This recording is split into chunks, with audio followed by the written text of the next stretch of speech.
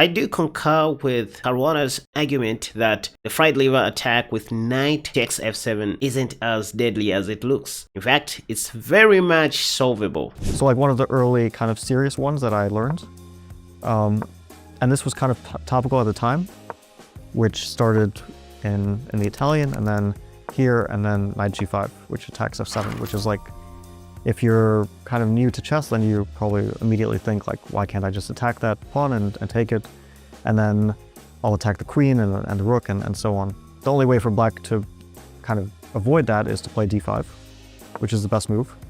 And then white takes a pawn, and the big question is always like, why can't black take back? Which you can, of course. It's not, you don't lose immediately or anything. But the usual point of this, which is called the fried liver, is that now white sacrifices a knight, black takes, otherwise black's just losing everything, and then we give a check here, which not only gives a check but also attacks the knight. And most people who are kind of new to chess, they're already totally unsure of what to do with black here, because they move their king back and then you take here and you're up a pawn for nothing. Or even worse for them, sometimes they go here and then not only are you up a pawn but you're checkmating, and the knight can't go anywhere because of the pin.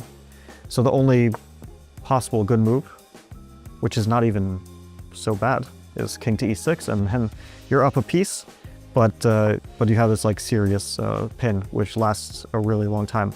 And this is kind of like an opening trap called the fried liver. It, I think, ends up being not the worst opening trap to fall into with black, because you can kind of hang on to your knight and hope for the best with your king on e6. And if you ever get this position, you should be pretty happy, because then you just, black will, for example, Magnus played this against Ali Rosa. He played knight c7 in a bullet game, so I don't know if you can take it with a grain of salt, but it's not a very good position. I think after d4, it's like kind of disaster for black. And I think he also lost the bullet game, so. And for that reason, I want to introduce to you a new weapon, which I believe is more deadly than the fried liver attack. I'll also include some beautiful traps along the way, so stay tuned. As white, you start with e4, and then black usually responds with e5. Then you go knight f3, black responds with knight c6, bishop c4, the Italian, and then they play knight f6, the two knights defense. At beginner and intermediate level, I highly recommend you go knight g5, setting up the fried liver line. The top played move here is pawn to d5. Now, this is when you want to take with your pawn, and of course there are two popular moves in this line. We are going to look at the knight a5 main line later on, but let's start with what many chess players do in this position: knight takes d5. Now, it is this position that Caruana was referring to, that taking on f7 is good, but it's not as deadly as it looks. In fact, this is very much playable, and super grandmasters no longer play these kinds of things. In short, the fried liver attack is refutable at master level. Now let's see why, just to expand on what Caruana meant. Black can just take that knight, and after queen f3 check, the best black can do is to play king e6. And that's it. We can't take the knight. Even if we play knight c3 in this position, the best that black can do to equalize the game is to play knight b4.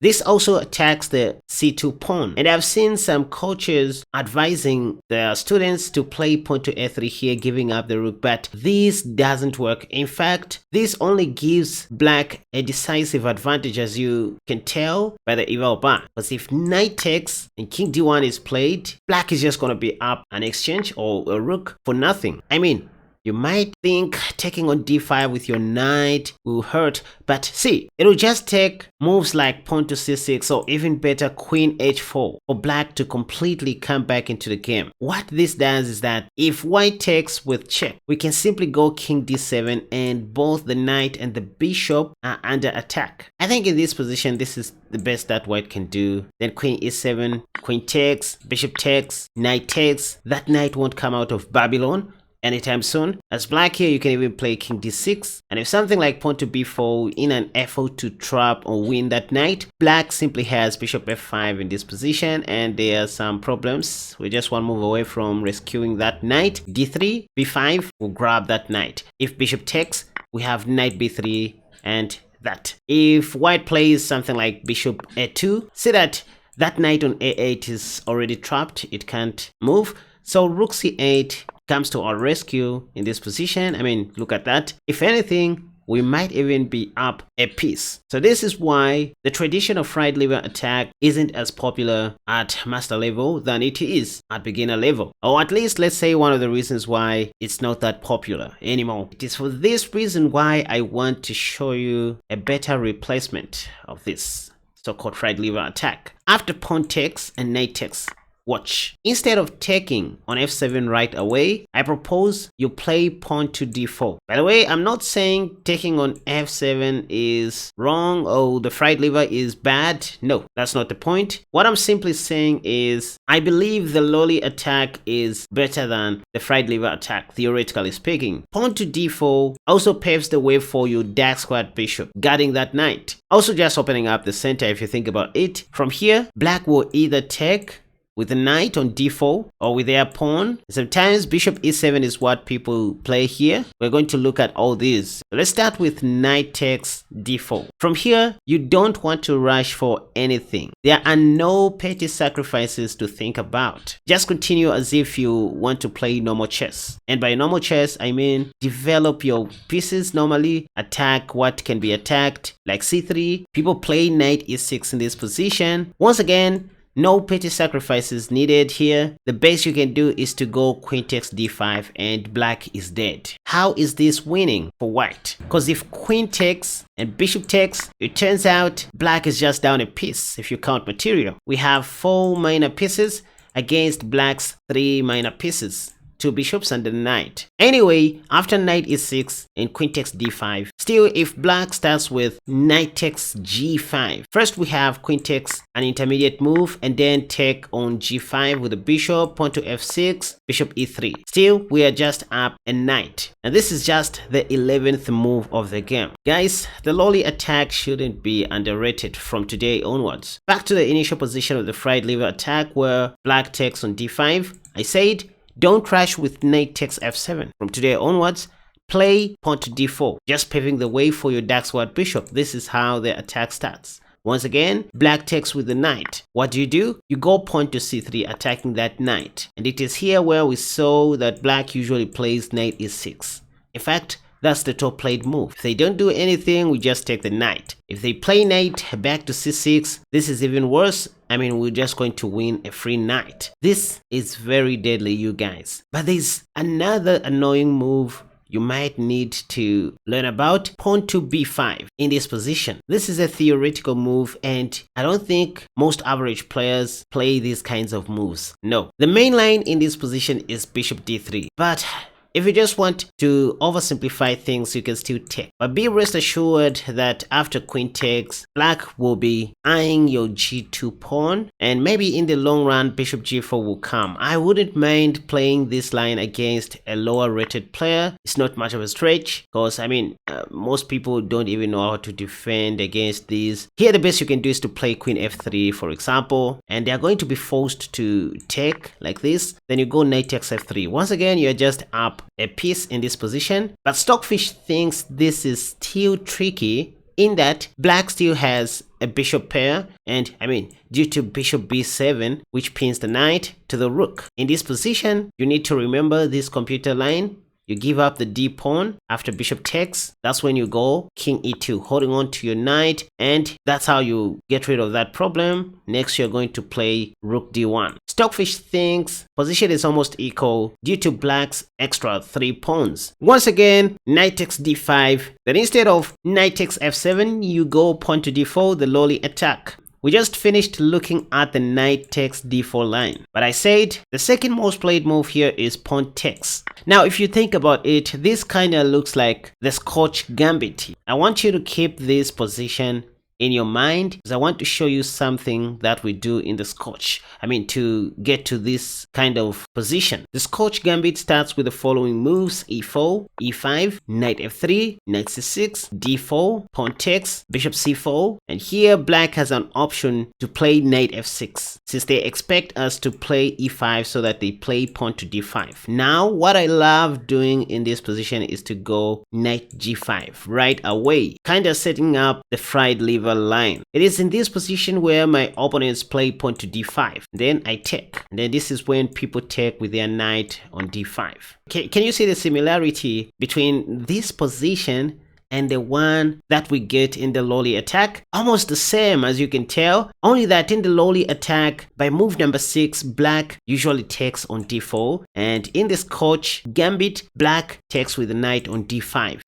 This is how chess history repeats itself, you guys, and it's called the art of transpositions in chess. Anyway, this is another position that demonstrates or explains why knight takes f7 sacrifice is bad. Here, I highly recommend that you castle short. Let me just show you how bad knight takes f7 can be. For example, if you do this thinking you are going to follow it up with queen f3, then win that. In this position, black has an intermediate move, queen e7 check. They don't even need to take that knight. Point is, there's nothing you can do. They're just going to take the knight with the queen so that you don't even take their knight on d5. So when you reach this position, which we also see in the Scotch gambit, I propose you castle short. Don't rush with knight takes f7. That may wait. It is in this position where you're going to see most of your opponents playing bishop e7, attacking that knight twice. And now this is when you can sacrifice your knight,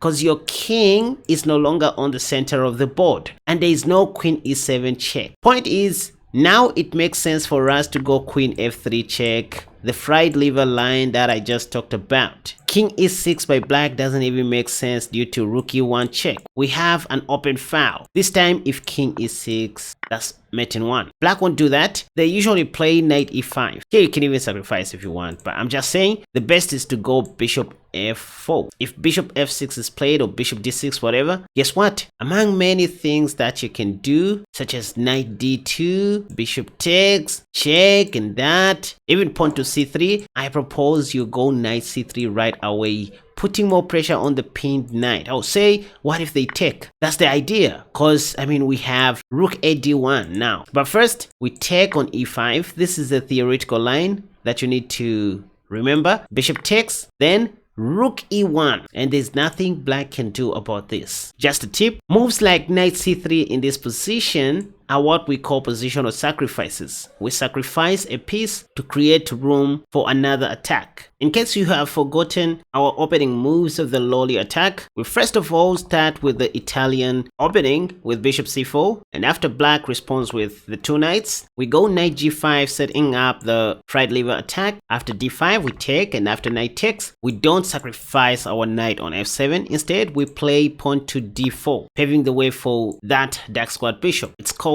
the lolly attack. Now we looked at knight takes and pawn takes, and I showed you what to do against both. Lastly, if black plays bishop e7 in this position, see the difference. Now we can safely sacrifice on f7. Is this confusing? No. See the difference. Remember that even in the previous Scotch gambit line, we only took on f7 after black played bishop e7. This is because the e file is not open and black can't give us a check with their queen. Also, this is why I said at the beginning that I'm not saying the fried liver attack is very bad. No, I was just trying to let you know that it is refutable. But here is one rule. Whenever you see bishop e7, just know it is safe to sacrifice that knight, period. So knight takes f7, king takes, and queen f3 check, double attacking the knight as well. So if they play king e6, now this move knight c3 even becomes more stronger. Say, what if they continue with knight b4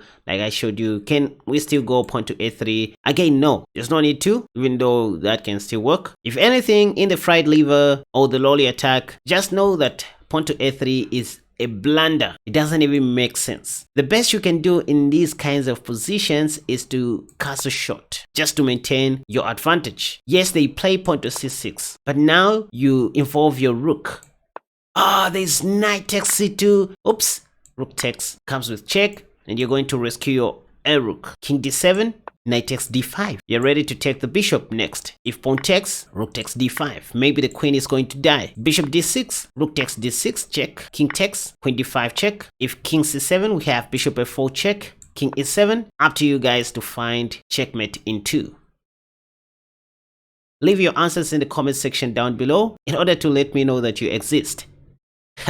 Anyway, so that's another rule for you in the lolly attack. After knight takes and pawn to d4, whenever you see bishop e7, just know you can take. Similarly, after pawn takes, don't take right away due to queen e7 check. You're going to lose that knight, maybe for free. So if the e file is not closed, you should first of all ensure that your king is safe, and immediately black plays bishop e7. What did I say? That's when it is safe for you to sacrifice that knight. But at least knight b4 won't come with a great impact after you play queen f3. Bingo. Now, last line for today, the knight a5 line. After knight g5, d5, pawn takes, and instead of knight takes d5, black plays the main line, knight a5. Before I recommend a beautiful side line that you can depend on, let me just show you the main line, 2 knights. You go bishop b5 check, they play c6, you take, they take back with the pawn, and then the best you do is to play bishop d3. This is the only thing you need to remember. Not bishop e2, not bishop f1, play bishop d3 and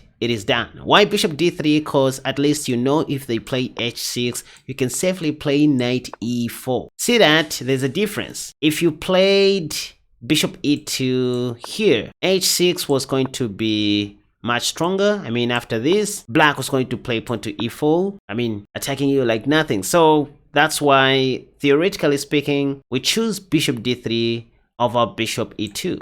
So that if h6 comes, we simply go knight e4, challenging that other knight. By the way, they don't even take most of the times. They play knight d5, trying to complicate stuff, maybe wanting to go f5 in the near future, but this is when we go castle short and begin playing normal chess. But let me show you another great way to counter this knight a5 variation. Instead of playing bishop b5 check right away, try this, pawn to d3. With this, you're just telling black that, hey, I want to hold on to my extra pawn. If you take my light squad bishop, I'll just take, and that's it. I still have all my 8 pawns and you only have 7. Okay, that's not a justification, to be honest, but this is just a simpler way to counter the 2 knights. Again, if pawn to h6 is played, you can go knight f3. If pawn to e4, you go knight d4. That's it. Next, you might want to castle short, maybe pawn to h3 first. Knight c3 is always useful. Bishop f4 or bishop a3, you continue playing normal chess. But anyway, after pawn to d3, knight takes and pawn takes, what if black plays c6 right away? What I love doing is just castling. In this position, if they take, I then take back. Simple chess. Or sometimes go rook e1. It's all about the center pawns, right? I'm attacking the e5 pawn now. If bishop d6, that's when I take back. Or better go knight c3. In this position, if d4, I have queen takes. Pawn can't take me. Anyway, if pawn takes, even better is to go knight b5. I'm attacking the dark squad bishop twice. Bishop c7 or bishop b8, whatever. Yeah, I would go queen takes, and after bishop takes, knight d6 check. Wherever the king goes, I'll go knight d takes f7. Either the rook or the bishop is going to die. So this is one sideline you may want to give a try. Instead of going bishop b5 check, right here, you just play pawn to d3 and everything will be good. Thank you so much for watching, and remember to subscribe to this channel in order to encourage me to keep on making more wonderful videos just like this one. Now, go and check out 3 of my new courses on my website KaspaChess.com that I highly recommend you get right now. The newly updated Semi-Slav defense against d4, the knight c6 Nimzowitsch defense, and the mighty e5 Paris defense, which is my best selling course till this date. Chess is a school on its own, and you will just need to show some efforts to unlock some secrets that content creators don't show on YouTube. And that's how you support this channel, by the way.